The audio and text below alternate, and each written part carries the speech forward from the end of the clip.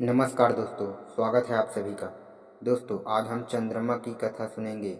चंद्रमा की श्राप मुक्ति की कथा हिंदू धर्म ग्रंथों में वर्णित एक रोचक और शिक्षाप्रद कथा है।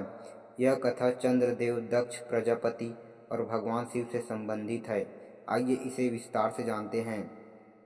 प्राचीन काल में दक्ष प्रजापति के 27 कन्याएं थीं, जिन्हें उन्होंने चंद्रमा सोमदेव को विवाह में दिया।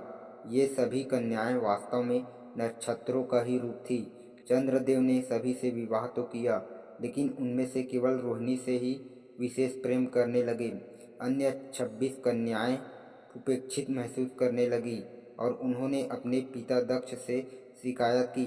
दक्ष प्रजापति ने चंद्रमा को समझाया कि वह सभी पत्नियों के साथ समान व्यवहार करे, लेकिन चंद्रदेव ने उनकी बात नहीं मानी। इससे क्रोधित होकर दक्ष ने चंद्रमा को श्राप दिया, तू क्षय रोग से ग्रसित होकर क्षीण हो जाएगा। इस श्राप से चंद्रमा का तेज क्षीण होने लगा। वे कमजोर और म्लान पड़ने लगे।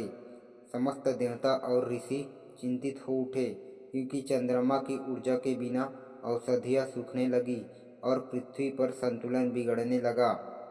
चंद्रदेव ने कई जगह प्रायश्चित किया, परंतु जब कोई लाभ नहीं हुआ तो अंत में वे भगवान शिव की शरण में गए और प्रभास क्षेत्र, वर्तमान गुजरात का एक तीर्थ स्थल है, में कठोर तपस्या की।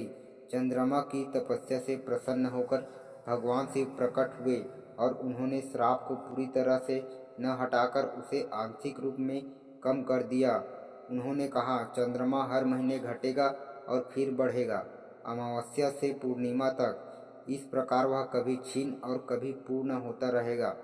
भगवान शिव ने चंद्रमा को अपने जटाओं में स्थान दिया, जिससे चंद्रदेव को चंद्रशेखर नाम से भी जाना जाता है।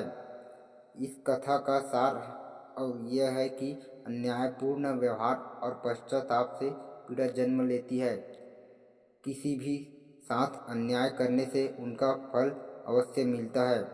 भगवान की भक्ति और तपस्या से सबसे कठोर श्राप भी टल सकता है।